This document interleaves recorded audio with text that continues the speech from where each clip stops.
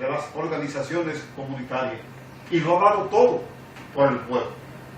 Ese se llama, si decimos que es Ulises Pichado, ustedes tal vez no saben bien, pero es la metralla. Buenos días. Buenos días, don Blanco y Reña. Buenos días, doña Teresa. Buenos días a aquel joven que se encuentra por ahí en Santiago Mendoza. Y buenos días Ramón y el joven por aquí. Buenos días a todo el pueblo de Cotuí. Y para decirle que pasé por aquí por este programa que nunca me pierdo de él en mi casa. Muchas gracias. A veces cuando puedo llamo, cuando no puedo hacerlo paso por aquí. Pero hoy quise hacerlo para decirle algo a la juventud, un día como hoy, en aquellos tiempos cuando yo era joven como ellos. En aquellos tiempos cuando yo era joven como Ramón y ese joven que se encuentra por ahí, todavía yo andaba con pantalón corto, me parece. Y luego mi mamá y mi papá me mandaban, un día como hoy, día de Viernes de Dolores, a llevarle habichuelas a la comadre, a los hermanos, a los primos, a los tíos, en una batea. Que hoy la juventud de hoy, de esta edad que tiene Ramón, no lo hace nunca, porque hay muchas cosas que a la juventud de hoy le da mucha vergüenza, por haber que no le da vergüenza. Entonces esa cosa que le da vergüenza, le gusta hacerlo a ellos y nosotros no lo hacíamos ayer. ¿Cuál era la costumbre de antes?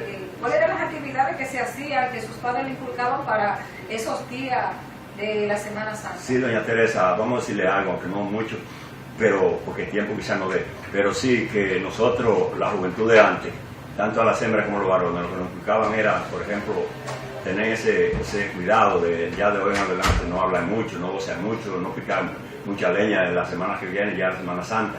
No, si iban a guardar un coco, lo partían un día antes para no picar, no bañarse en el río porque había muchísima cuestión que se comentaba.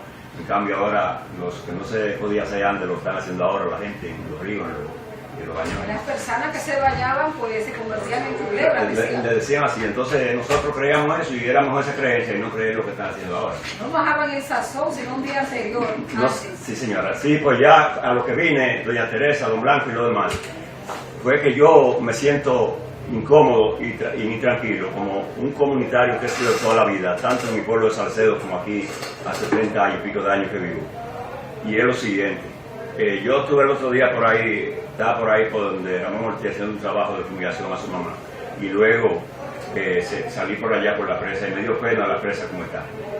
Yo le hago un llamado a los periodistas, a ustedes los periodistas, a los locutores, a todo el mundo, que no se callen hablando de esta presa y de lo que está haciendo la Barri, que es un tanque, una boca que tiene esa cuestión, como una cantarilla de esa de poner los puentes para jalar el agua para la presa, allá para donde. Eso es más grande que la compuerta de la presa. Claro que sí, entonces yo vi de lejos vi ese tubo así, yo pues si por ahí se va a llevar todo el agua, entonces nosotros vamos a quedar sin una gota de agua en este pueblo. No, que por ahí si se la va a llevar por ahí, no, que se la están llevando. Están llevando hace mucho tiempo, claro. Por eso que vemos que la entonces, presa está vacía. Yo tengo una inquietud con eso, señores, que me siento incómodo, porque es que sabiendo que nosotros no tenemos una gota de agua en este pueblo, y otros Juan de los Palotes, que son enemigos de nosotros y del pueblo, se están llevando todas las aguas para allá. Entonces yo espero que ustedes, los que están más adelantados que nosotros, digan algo. Así es. Yo quiero despedirme porque usted tiene mucho trabajo, y a doña Teresa que se siente orgulloso de su apellido. Es muy raro el apellido suyo. Sí, gracias a usted. Que Dios lo bendiga y que la pasen bien. Por visitarnos, mantener la sintonía con la Ruta Interactiva. Claro que si yo no quito el programa, eso está ya puesto. Siempre va su saludito para usted. Sí, señor. Siempre las gracias por esa sintonía que usted siempre mantiene.